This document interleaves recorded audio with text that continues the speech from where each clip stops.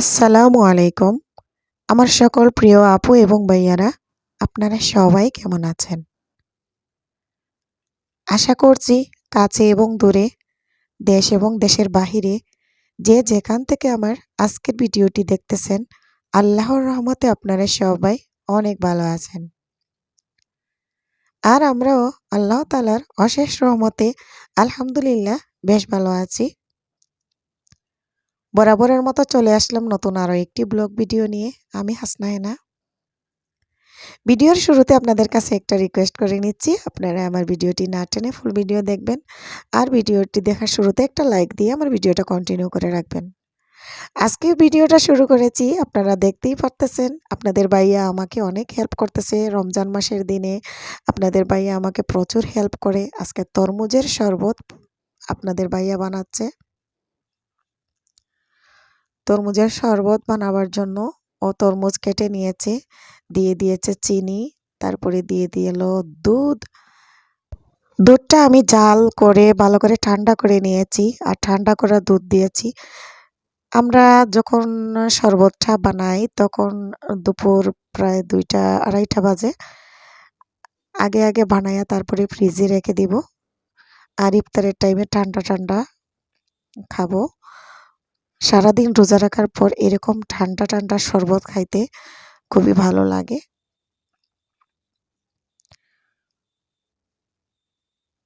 ব্লেন্ডারে দিলে তো খুবই তাড়াতাড়ি জুস বা শরবত সবই হয়ে যায়।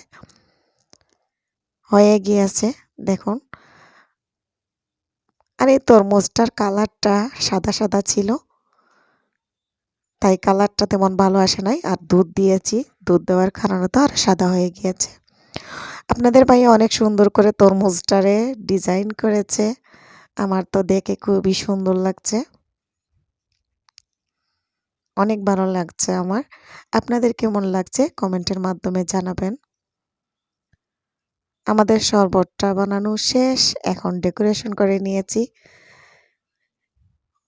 আজকের আমাদের ইফতারে যা যা রয়েছে, এই যে আমি ইফতারিগুলো রেডি করতেছি। এর ভিতরে ওয়ালিদ বাবু ঘুম থেকে উঠে পড়েছে। উঠে টেবিলের মধ্যে এত খাবারের মধ্যে কোনো একটা খাবার আমার ছেলের পছন্দ হয় না। আমি ওরে এখানে বসাই রাখলাম যে যদি আমার বাচ্চা কিছু খায়। কিছুই খাবে না, শুধু শশা খেতে বলল। কয়টা শশা দিয়েছি একটা বাটিতে দেখেন, 2 কামড় দিয়েছে শশার মধ্যে। আমি রেডি করতেছি, এখনো আমার রেডি হয় নাই। আর ওর বাবা দোকান থেকে এখনো আসে নাই। তরমুজের শরবত দিচ্ছি একটু বাবুকে। বাবু একটু তরমুজের শরবত কেমন হয়েছে বললাম। ও বলল আমাকে খুবই ভালো হয়েছে, অনেক মজা বলল, মজা হয়েছে। মজা হয়েছে। আজকের আমাদের ইফতারিতে যা রয়েছে এই আর কি।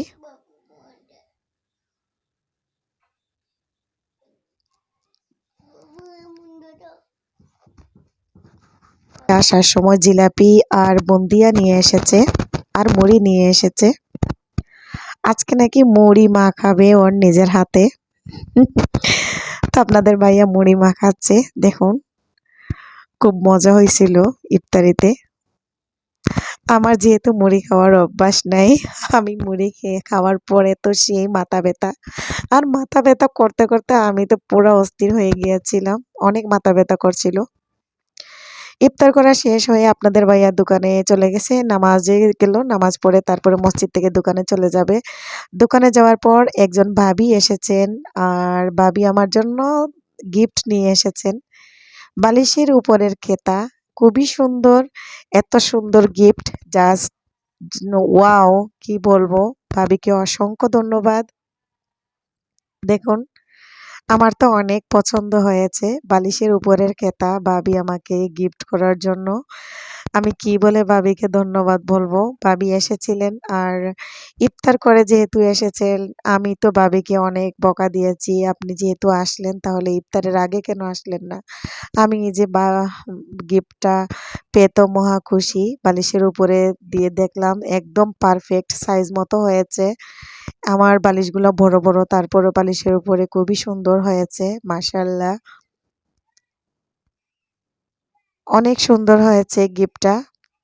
আপনাদের কেমন লাগছে আমাকে কমেন্টের মাধ্যমে জানাবেন। গিফট পেতে আমি অনেক ভালোবাসি, অনেক পছন্দ করি।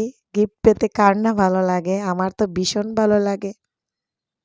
আমি গিফট দিতেও পছন্দ করি।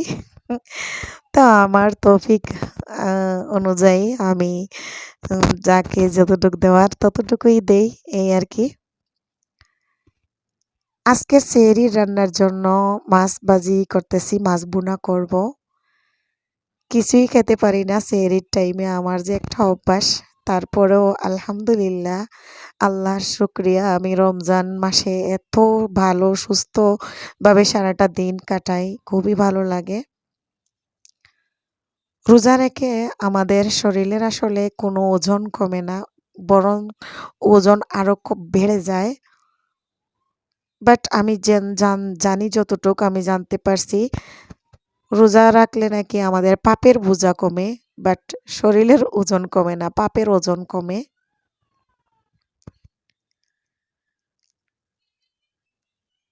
তো আমরা যেন সবাই যারা মুসলমান, মুসলিম ধর্মের সবাই যেন পবিত্র ৩০টা রোজা আমরা যেন সুন্দরভাবে সুস্থভাবে রাখতে পারি। আমাদের পাপ তো আমাদের জীবনে অনেক আছে, আমাদের পাপগুলো যেন একটু হলেও কমাতে পারি। আমি মাছ ভুনা করার জন্য এখানে পেঁয়াজ ভালো করে ভেজে নিয়ে তারপরে আদা রসুন বাটা দিলাম, তারপরে একটু পানি দিয়ে সব ধরনের মশলা দিয়েছি, দিয়ে কষিয়ে নিচ্ছি।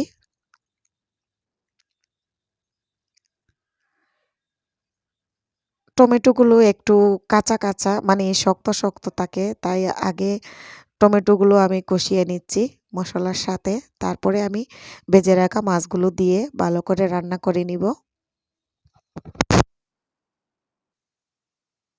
রান্নাগুলো হোক, আর এর মধ্যে আমি আপনাদের সাথে আর একটু কথা বলে নিই। নতুন নতুন যে আপু এবং ভাইয়ারা আমার ভিডিওটি দেখতেছেন, আপনাদের যদি আমার ভিডিও দেখে একটু ভালো লেগে যায় তাহলে আমার চ্যানেলটি সাবস্ক্রাইব করে পাশে থাকা বেল আইকনে ক্লিক করে দিবেন। তাহলে আমি ভিডিও ছাড়ার সাথে সাথে আপনাদের কাছে নোটিফিকেশন চলে যাবে, আপনারা আমার ভিডিওটি দেখতে পারবেন। আর যারা অলরেডি এই কাজটি করেছেন, আপনাদেরকে অসংখ্য ধন্যবাদ।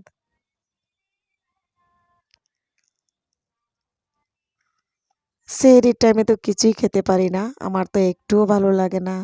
গরুর মাংস ভুনা করেছি, তারপরে আরও কত কি রান্না করে ট্রাই করে করে দেখি, কিছুতেই আমার ভালো লাগে না, খেতে ইচ্ছে করে না। সবাইরই একই অবস্থা হয়তোবা, ওয়ালিদের বাবাও খেতে পারে না, তো আমরা শুধু আমি জানেন ১টা ২টা তরকারি রান্না করি, এর বেশি রান্না করি না। এতেই থাকে খাওয়া হয় না। আর আজকে আবার নিয়ে আসছে লাউর শাক। লাউ শাক যদি আল্লাহ বাঁচায়। যে আমার মাছ বোনা হয়ে গেছে, দেখুন ফাইনাল লুক। এতক্ষণ অনেক বকবক করলাম, এখানে বিদায় নিয়ে নিব আপনাদের কাছ থেকে। আমার কথাবার্তার মাধ্যমে কোনো ভুল ত্রুটি হয়ে থাকলে সবাই ক্ষমা সুন্দর দৃষ্টিতে দেখবেন।